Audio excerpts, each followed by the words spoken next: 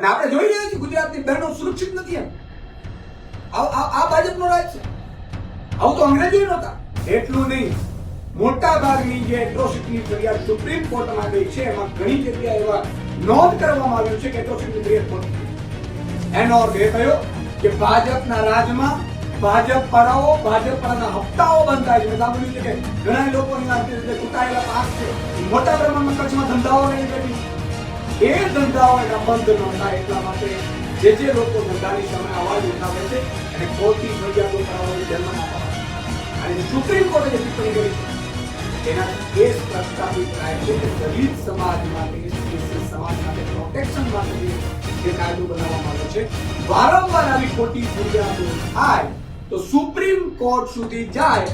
Supreme court એમ કહેતી હોય કે આ કાયદોનો દુરુપયોગ છે તો કાયદો જૂઠો બની જાય. એટલે ભાજપ દલિત સમાજ માટે પણ ઘાતક હોય છે. દલિત સમાજના આગેવાનોને પણ કહેવું કે જે રીતે ભાજપ અને કથિત કાંડ કરનારાઓ આજે એટ્રોસિટીની ફરિયાદો ખોટી કરાવડાવે છે એમાં દલિત સમાજે આગળ આજે આવવું પડશે.